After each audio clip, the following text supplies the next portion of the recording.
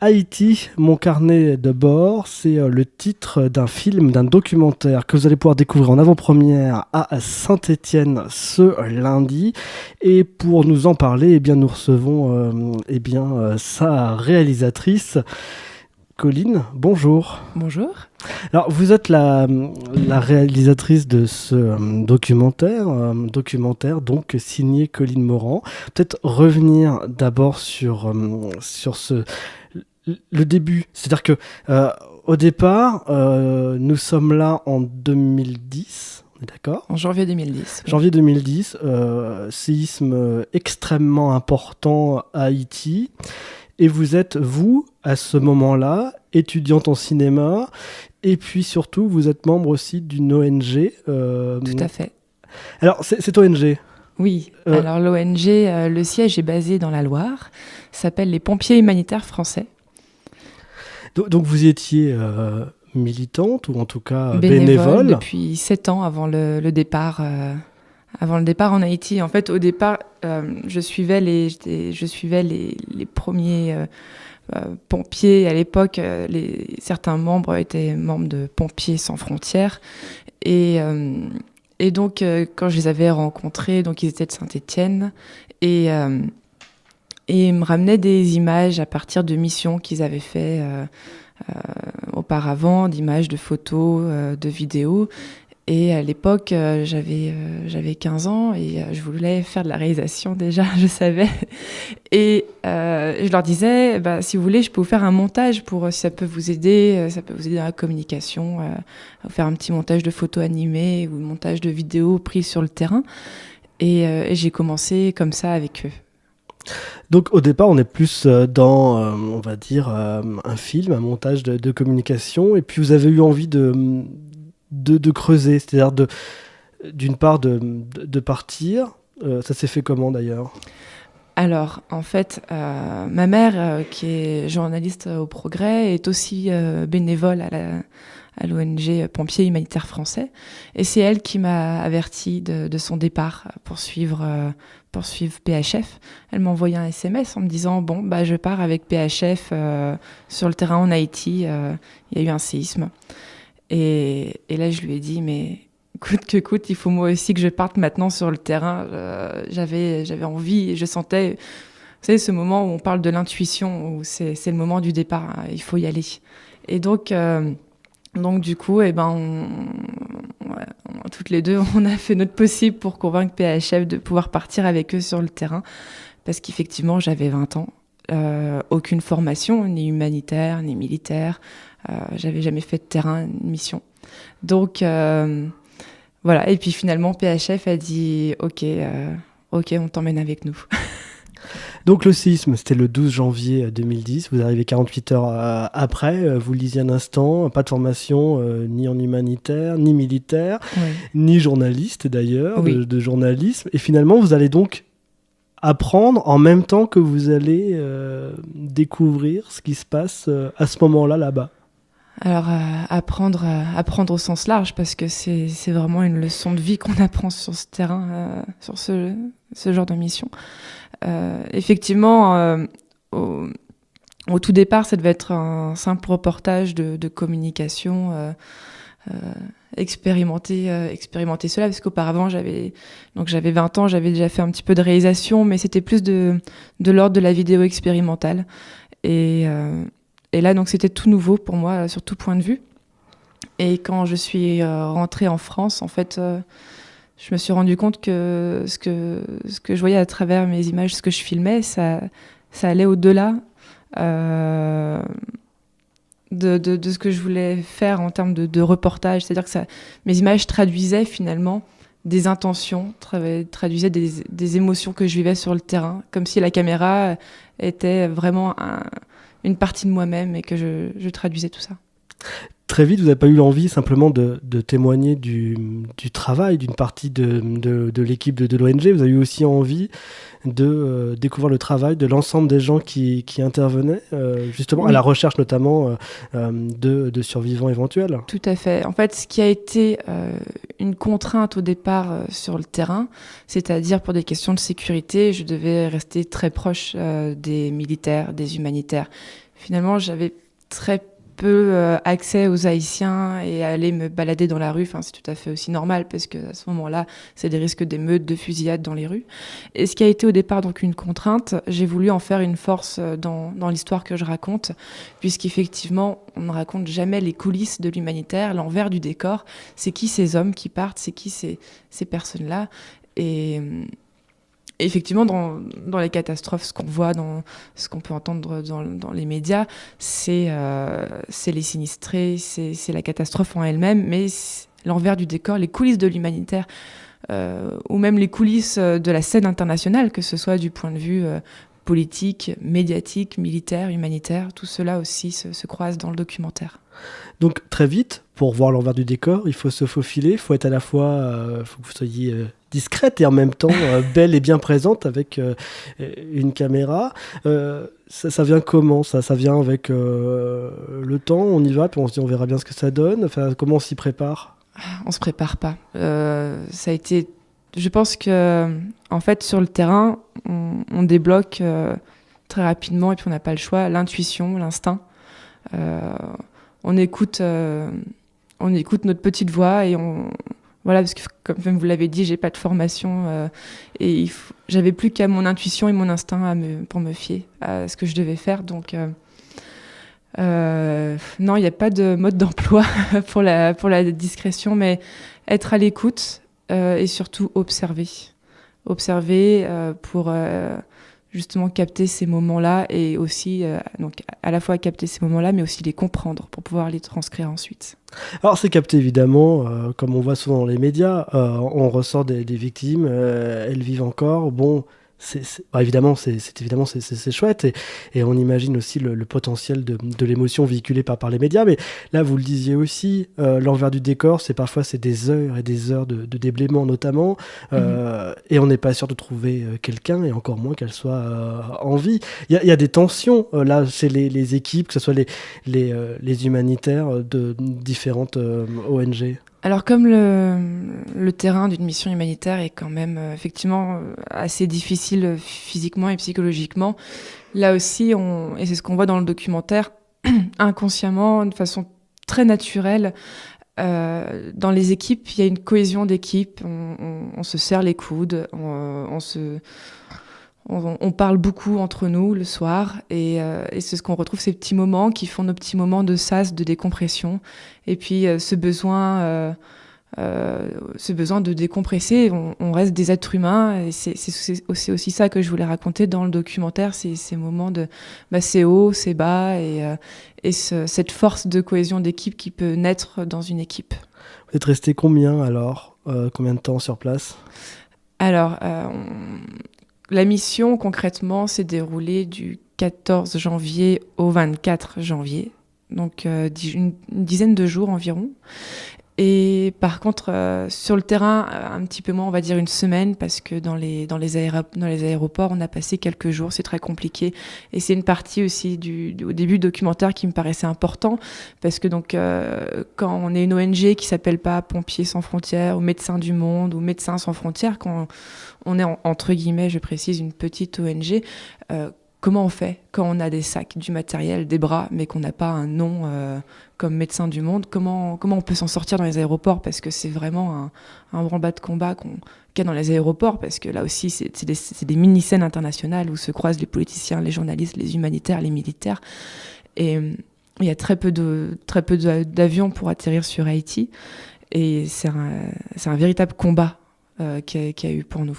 Donc le départ, évidemment, c'est une impatience, puisqu'on a envie, j'imagine, d'aller voir ce qui se passe, d'aider, et c'est parfois peut-être difficile à comprendre, on va dire la longueur administrative, et puis tous ces détails techniques du matériel. Oui, effectivement, parce que je pensais au début naïvement, et d'ailleurs le film a ce regard de la jeune fille de 20 ans, je pensais que des avions seraient affrétés par les politiciens pour aider les ONG, pour aller sur place, mais il n'en est rien. tout se paye, tout se négocie. Et alors le poids des sacs, des valises, il y a même un moment, une anecdote qui est racontée où en fait il y a un avion possible pour nous amener, mais il y a 600 kilos de bananes à l'intérieur. Et finalement la balance, est-ce qu'on amène les 600 kilos de bananes ou est-ce qu'on amène des hommes avec du matériel? C'est ce genre de question-là qui surgit dans les aéroports. Donc évidemment, c'est pas simple. Donc vous avez finalement, vous avez été un témoin privilégié, entre guillemets, évidemment, de cette action humanitaire, de ce drame humain. Une dizaine de jours en comptant évidemment le temps passé dans les aéroports. Combien d'heures d'enregistrement vidéo à la louche, hein. À la louche. Je sais pas, je dirais qu'on a eu une quinzaine d'heures de rush. 15 heures de rush pour proposer un documentaire donc visible ce lundi, on va évidemment y revenir, d'1h16, réduire 15 heures en quasi 1 heure, enfin à peine plus d'1 heure. On imagine, là, il faut que le temps fasse effet, il faut aussi un peu prendre le temps du décantage. Tout à fait. D'ailleurs, le projet ne s'est pas monté directement une fois que je suis rentrée en France. Pour la petite histoire, donc je suis rentrée en France après la mission et il s'est passé quelques semaines, voire quelques mois. Et puis un ami très proche qui est à Lyon, qui a une société de production et aussi de matériel de post-production. Je lui ai raconté ce qui m'est arrivé et il m'a dit viens, on en fait un documentaire. Et je lui ai dit ok. et c'est avec lui principalement que s'est construit le projet, avec Cédric Bellu. Et on a mis, donc c'est pas un projet qui, on va dire, traditionnel dans le sens où on écrit et ensuite on tourne. Là, on avait déjà les images, donc on a mis ensemble 1 an et demi pour l'écrire. Et c'est ce qu'il fallait parce que j'avais besoin de recul, parce que je suis sortie de cette mission très chamboulée. Et qu'est-ce qui était de l'ordre de l'anecdote? Qu'est-ce qui était de l'ordre d'une histoire? En fait, c'était vraiment ça, construire une véritable histoire, une histoire cinéma pour faire ce documentaire et pas un simple reportage d'information. Donc on a pris le parti pris du jeu, du témoignage personnel et intime pour faire du liant entre les divers pans de l'histoire, entre l'ONG Pompiers Humanitaires Français et puis l'autre pan qui est la sécurité civile qui recherche les survivants. Et donc 1 an et demi pour écrire et puis ensuite plusieurs, à peu près 2 ans et demi pour faire le montage. Et alors sur ce documentaire, toutes les personnes qui ont travaillé avec moi ont travaillé bénévolement. C'est un véritable film indépendant, autoproduit. Donc il y avait aussi ce paramètre de disponibilité où les gens aussi travaillent à côté. Donc on avait des rendez-vous qui étaient pas tout le temps réguliers, plusieurs rendez-vous par mois. Mais c'était finalement, ça a servi pour le projet. Ça a permis aussi de mûrir le film. Et au final, de faire un film où je pense qu'on a été jusqu'au bout de ce qu'on voulait raconter, sans regret. On a pu le travailler. Ce temps a été très bénéfique. Documentaire visible ce lundi en avant-première à Saint-Étienne. Colline, avant le disque, vous nous disiez que vous avez pris un peu les choses un peu différemment. C'est-à-dire que vous êtes parti là-bas, vous avez ramené de l'image, du son, et puis vous êtes dit bon, maintenant il faut écrire pour en faire quelque chose. Est-ce que finalement, au départ, quand on part comme ça, faire du journalisme, c'est pas d'abord capter ce qu'on peut capter et ensuite le rendre audible, visible, intelligible au plus grand nombre? Alors effectivement, au départ, ça devait être un reportage de communication qui a été effectué, mais en fait, dans ce reportage-là, j'ai été très frustrée de ne pas pouvoir raconter beaucoup de choses parce que effectivement, je ne pouvais pas parler de tous ces conflits politiques qui se déroulent sur ce genre de scène internationale d'une catastrophe naturelle. Je ne pouvais pas non plus évoquer cette rencontre avec ces hommes de la sécurité civile qui recherchent des survivants. De mes rencontres sur le terrain et de mon ressenti aussi personnel, de mon témoignage. Et j'avais besoin de raconter cette force avec laquelle on se lève chaque matin en se disant faut faire ce film. on a l'impression qu'il doit exister. Donc un ami à vous qui est du métier, qui s'est monté, si j'ai bien compris, hein, qui est vraiment dans ce domaine-là. Oui. Vous avez donné un coup de main. Est-ce que vous avez aussi, vous, participé au montage? Vous avez eu un droit de regard sur ce montage? On l'a fait à deux, on a écrit et on a monté le film à deux. Après, il y a eu d'autres personnes aussi qui sont ajoutées à l'équipe, notamment sur l'écriture de la voix off, le mixage son, la composition de la musique, les traductions, l'étalonnage, etc. Mais pendant 3 ans et demi, effectivement, Cédric et moi, on a été un peu en huis clos pour faire ce film. Mais il avait tout le professionnalisme et aussi l'amitié avec moi pour pouvoir m'aider au maximum pour faire ce film. Donc c'est un travail professionnel, on l'a bien compris, du début à la fin, mais sans grosse production. C'est-à-dire vous avez fait vos petites mains, il y a beaucoup de bénévolat, de temps. Oui. C'est fait vraiment de façon artisanale. Oui, alors on aurait pu, on s'était posé la question, faire des dossiers pour des demandes de subventions pour nous aider à faire ce film. Et on s'est rendu compte que ça aurait été une perte de temps de pouvoir écrire un dossier, attendre des réponses, tout ça, parce qu'on avait les moyens techniques et humains de le faire par nos propres moyens. Et donc on l'a fait ainsi. On n'a pas voulu perdre de temps et en même temps on a pu faire vraiment le film qu'on voulait faire jusqu'au bout. Sans contrainte de temps, parce qu'effectivement, tout d'un coup, si on a une télé ou par exemple qui aurait été intéressée, il y a ce qu'on appelle des grilles de programmation, on aurait dû s'arrêter sur un film de 26 minutes ou de 52 minutes ou d'une heure et demie, plus pour ce qui est cinéma. On a fait le film qu'on voulait faire et à la fin, on s'est rendu compte que le film qu'on voulait faire, il dure 1h16. Ce film, visible en avant-première ce lundi 12 janvier à Saint-Étienne, au Méliès Saint-François, rue de la Valse. Anciennement le France, il est toujours bon de le préciser, surtout à Saint-Étienne, il y a encore des gens qui appellent la place Marengo. N'allez pas au Méliès lundi 12 janvier pour voir le film, il sera au Méliès Saint-François. Donc l'ancien France, effectivement. Oui. Vous avez souhaité d'ailleurs que cette avant-première se passe à Saint-Étienne. Oui, ça me tenait à cœur. Effectivement, je suis stéphanoise, je fais pas mal d'allers-retours et je travaille aussi sur Paris, mais pour moi, c'était important que je montre ce premier long métrage, cette première projection à Saint-Étienne, avec des gens qui m'ont vu grandir, avec mes proches, avec cette ville, partager ça avec cette ville qui me tient beaucoup à cœur et donc ça voilà. Et puis l'ONG aussi, dont le siège est basé à Saint-Étienne, je voulais réunir tout cela. Alors ce film est donc en projection, on l'a dit, donc au Méliès Saint-François, l'ancien France, 8 rue de la Valse à Saint-Étienne, ce 12 janvier à 20h30. Il y a un prix d'entrée, j'imagine. Oui, le prix d'entrée est de 5 € et il faut savoir que les bénéfices seront directement reversés à l'ONG Pompiers Humanitaires Français.